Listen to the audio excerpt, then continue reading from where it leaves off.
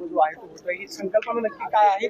ग्रामीण भागामधली आरोग्य व्यवस्था सुधारावी यासाठी आरोग्य विभागाकडून काय प्रयत्न केले जातात त्याचा शुभारंभ? महाराष्ट्र शासनाच्या आरोग्य विभागाच्या वतीनं माझं गाव आरोग्य संपन्न गाव अशा पद्धतीचे एक अभियान करण्यासाठीची सुरुवात महाराष्ट्राचे मुख्यमंत्री आदरणीय देवेंद्रजी फडणवीस साहेब आणि महाराष्ट्राचे उपमुख्यमंत्री आदरणीय एकनाथजी शिंदे साहेब आणि आदरणीय सुनेत्रा वहिनी पवार साहेब या तिन्ही आमच्या नेत्यांच्या मार्गदर्शनाखाली आरोग्य विभागाच्या वतीने हे अभियान सुरू केलं जात आहे. याचा शुभारंभ पुढच्या 7 तारखेला राज्याच्या मुख्यमंत्री आणि दोन्ही उपमुख्यमंत्र्यांच्या शुभ हस्ते होणार आहे. परंतु याची पूर्वतयारी म्हणून विभागीय पातळीवरती अशा पद्धतीच्या या संपूर्ण कामकाजाला यशस्वी करण्यासाठी सर्व लोकप्रतिनिधी सर्व अधिकारी यांच्या एकत्रित अशा पद्धतीच्या कार्यशाळा आपण घेतोय. या कार्यशाळेमध्ये प्रत्यक्षामध्ये आम्ही काय करणार आहोत, कशा पद्धतीने काम करणार आहोत की ज्याच्या माध्यमातून prevention is better than cure ही जी काही कन्सेप्ट आहे, आपल्याला आजारी होण्यापेक्षा आजारी होऊच नाही यासाठी काय करायला पाहिजे, यासाठी हे अभियान खूप महत्वाचं आहे. हजारो आणि लाखो आपण रुपये खर्च करतोय, परंतु प्रत्यक्षामध्ये लाखो रुपये खर्च करण्यापेक्षा सुद्धा जर काय आपण प्रिव्हेन्शन करण्यामध्ये काम केलं तर खूप चांगल्या पद्धतीने आपण आपल्या आरोग्याची काळजी घेऊ शकतोय. आणि सार्वजनिक आरोग्य विभागाच्या वतीनं यासाठीच हे आरोग्य अभियान आपण सुरू करतोय. गाव पातळीपासून राज्य पातळीपर्यंत प्रत्येक अधिकारी याच्यामध्ये सहभागी होईल, प्रत्येक लोकप्रतिनिधी याच्यामध्ये उत्स्फूर्तपणाने सहभागी होईल. एक SOP प्रमाणे काम आम्ही करणार आहोत. पण केवळ कामच नव्हे तर ज्या जी गावं याच्यामध्ये उत्स्फूर्तपणाने सहभागी होताना सुद्धा चांगलं काम करतील त्यांच्यासाठी, ज्या पंचायत समिती याच्यामध्ये सहभागी होतील आणि चांगलं काम करतील त्यांच्यासाठी, आणि ज्या जिल्हा परिषद सुद्धा याच्यामध्ये यशस्वी होतील त्यांच्यासाठी कोट्यावधी रुपयाची बक्षिसं सुद्धा आपण ठेवलेली आहेत. उद्देश इतकाच आहे की सार्वजनिक आरोग्य विभागाच्या वतीनं सर्वसामान्य नागरिकांचं आरोग्य अधिक चांगल्या पद्धतीनं सदृढ सक्षम राहण्यासाठी आणि prevention is the better than cure हे जे काय स्लोगन आहे ते स्लोगन यशस्वी करण्यासाठी आपण हे अभियान सुरू करतोय. सर, एका बाजूला वेगवेगळे मृतदेह दिले, अगदी मृतदेहावर अग्नी दिल्यानंतर समजलं की त्या नातेवाईकांचा तो मृतदेह नाहीच आहे, म्हणजे वेगवेगळे दिले. घटना गंभीर आहे. मी सुद्धा आता येतानाच ते व्हॉट्सअपवरती बघितलं. ज्या गोष्टीमध्ये अशा गोष्टी करणारे लोक डिपार्टमेंटमध्ये अतिशय चांगल्या पद्धतीनं लोकांची सेवा काम करणारे लोक सुद्धा खूप आहेत, पण दुर्दैवानं अशा पद्धतीच्या एका दुसऱ्या माणसामुळे मात्र सगळ्या डिपार्टमेंटला सुद्धा बदनामी होते. त्यामुळे या गोष्टीवरती ती कारवाई होईलच, पण त्या कारवाईवर थांबून चालणार नाही. या घटनेचं गांभीर्य लक्षात घेऊन अशा पद्धतीने कुठेही प्रकार होऊ नये यासाठी जी SOP करायला लागेल ते आम्ही करणार आहोत. सर, नवले हॉस्पिटल मधल्या अनेक कर्मचाऱ्यांचे पगार वगैरे सतत वादग्रस्त असताना इथूनच का हा शुभारंभ करताय? कारण की दर 6 महिन्याला इथं आंदोलन होतात, वर्षाचे पगार कर्मचाऱ्यांना दिले जात नाही, अगदी रस्त्यावर आले ते कर्मचारी. एवढी मोठी योजना राज्यभरात राबवत आहे, जे कलंकित अशा प्रकारे कलंक लागलेलं हॉस्पिटल आहे तिथून तुम्ही योजना चालू. दोन गोष्टींची गल्लत आपण करू नका. अभियान यशस्वी करण्यासाठी जेव्हा आम्ही जमलोय तेव्हा 3 विभागांचं म्हणजे साधारणतः मला वाटतं किती जिल्हे आहेत त्याच्यामध्ये 10 जिल्ह्यातले सगळे लोक येणार आहेत. या 10 जिल्ह्यातले सगळे लोक येत असताना मध्यवर्ती पद्धतीने एखादा हॉल आम्हाला उपलब्ध असावा यासाठी या हॉस्पिटलची किंवा या कॅम्पसची निवड केली असेल की जो रस्त्यावर असेल.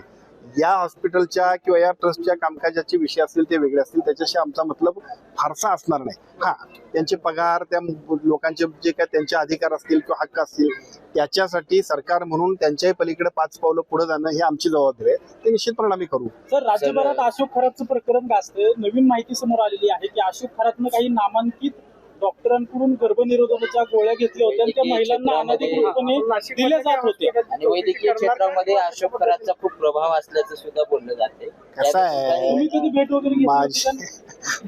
माझी विनंती आपल्याला आहे की पेपरला आला, टीव्हीला आला की अशोक खरातची चर्चा होते. आता सुद्धा अनेक अशोक खरात आहेत, त्यांच्याकडे जाऊ नका एवढं प्रबोधन करा आपण सगळ्यांनी. दुर्दैवाने होतंय काय की तोपर्यंत सगळेजण पाया पडायला इतके पुढे असतोय आपण सगळेजण की जणू तोच मसीह आहे, तोच देवदूत आहे, तोच आमचा मार्गदर्शक आहे. खरं म्हणजे नमस्कार कुणासमोर आणि नतमस्तक कुणासमोर व्हावं हे सुद्धा आम्हाला सगळ्यांना कळायला पाहिजे. विशेषतः लोकप्रतिनिधी असतील, समाजातले प्रमुख लोक असतील, कारण त्यांचंच आचरण आणि त्यांचाच आदर्श समाज घेतोय. पण या सगळ्या गोष्टींमध्ये ज्या गोष्टी चुकीच्या असतील त्याचा कोणीही समर्थन करणार नाही. ज्या चुकीच्या गोष्टी असतील त्याच्यावरती सरकारने कठोर कारवाई करण्याबद्दलचा निर्णय घेतलाय, पण एवढ्यावर थांबून चालणार नाही. माझी विनंती आहे, असे अनेक खरात असतील, आपण सगळ्यांनी प्रबोधन करूया, चांगल्या गोष्टींचा आदर्श घ्या. महत्वाचा प्रश्न राहतो की ज्या गोळ्या डॉक्टरांनी, नामांकित डॉक्टरांनी ज्या गोळ्या दिल्या होत्या अनधिकृतपणे, त्यांचं काय? त्यांच्यावर कारवाई. आता जे नमस्कार करायला गेले त्यांच्यावरती सुद्धा आपण कारवाई करावी. मग याच्यामध्ये जे लोक असतील आणि जे चुकीचे असतील त्यांच्यावरती कारवाई निश्चितच होईल. 39 आमदारांचं नाव, फोटो आणि व्हिडिओ समोर येतात. ते मात्र सुरुवातीला बघितलं तर राष्ट्रवादीचे काही नेत्यांवर आरोप झाले, कारवाई झाली. नंतर आता आपल्या पक्षातील नेते मंडळीवर थेट आरोप केले जातात. केसरकर असं म्हणाले की 49 टार्गेट होतंय का पक्षाला? माझी विनंती आपल्याला आहे, दोन गोष्टी आहेत की नमस्कार कुणाला करावा, नतमस्तक कुणासमोर करावं हे सुद्धा आम्ही सगळ्यांनी ठरवलं पाहिजे. याच्यापेक्षा फार काही बोलायला पाहिजे लॉजिक अशातला भाग नाही. दुर्दैवानं असं होतंय, दोन गोष्टी आहेत. काही वेळेला आपण आता बऱ्याच लोकांचे फोटो सुद्धा आहेत म्हणून आपण काही लोकांना ब्लेम करतोय. आता आमच्यासोबत तुम्ही उभारला आणि तिथं सुद्धा एखादा फोटो काढला याचा अर्थ त्याचं समर्थन आपण नाही करू शकत, कारण लोकप्रतिनिधी म्हणून आम्हाला सगळ्यांना बरोबर घेऊन जावं लागतं. त्यावेळेला कोण कसा आहे माहित नाही, परंतु जाणीवपूर्वक कुणाकडे जात असताना मात्र आम्ही सगळ्यांनी गांभीर्याने विचार केला. जिल्ह्यातला प्रश्न आहे, महाराणी ताराराणींबद्दल जे जैन समाजाचे पद्मसागर आहेत त्यांनी वक्तव्य केलं की ताराराणी या जैन समाजाच्या होत्या, त्यामुळं सातारा जिल्ह्यामध्ये सुद्धा एक आपल्याला संताप पाहायला मिळतोय. काय सल्ला द्याल नाही? या सगळ्या गोष्टींच्या पलीकडे जाऊन ताराराणींचा इतिहास खूप मोठा आहे.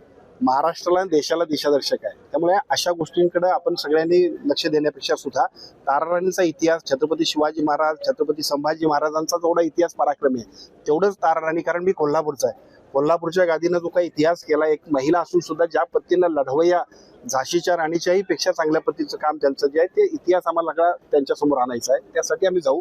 मला असं वाटतं की हे वाद निरर्थक आहेत, याच्यापेक्षा सुद्धा त्यांचं कर्तृत्व, शौर्य खूप महत्वाचं आहे आणि ते आम्ही समाजासमोर आणू. असे वाद जाणून बुजून निर्माण केले असं सुद्धा असू शकेल. खरं म्हणजे मोठमोठ्या व्यक्तींच्या कर्तृत्वाचा आदर्श घेण्यासाठी लोकांसमोर आम्ही काही चांगल्या पद्धतीने मांडणी केली पाहिजे. पण ते राहिलं बाजूला, या सगळ्या गोष्टींच्या कडे ज्या वेळेला आपण अशा पद्धतीने काम करतोय तेव्हा बुद्धिभेदाचा सुद्धा प्रकार असू शकतोय. त्या सगळ्यांना विचलित न होता ताराराणींचा इतिहास महाराष्ट्राला आणि देशाला कळण्यासाठी कोल्हापूरचा सुपुत्र म्हणून आम्ही सगळीच मंडळी काम करावं. चला, धन्यवाद. कृषी महाविद्यालयामधील आरोग्य केंद्र धुळकात पडलेलं आहे. चैतन्य चव्हाण नावाच्या मुलाचा मृत्यू झालेला आहे काही दिवसांपूर्वी. त्याला ज्यावेळेस उपचारासाठी घेऊन जात होते विद्यार्थी, त्यावेळेस त्या ठिकाणी डॉक्टर अवेलेबल नाही आणि गेट सुद्धा तुटून पडलेला पाहायला मिळाला. दुर्लक्ष होते महाविद्यालयातील आरोग्य केंद्राकडे. म्हणजे ते कुणाचं आहे आरोग्य केंद्र? कृषी महाविद्यालयामध्ये आरोग्य नाही, कृषी महाविद्यालयाचं आहे की कुणाचं आहे?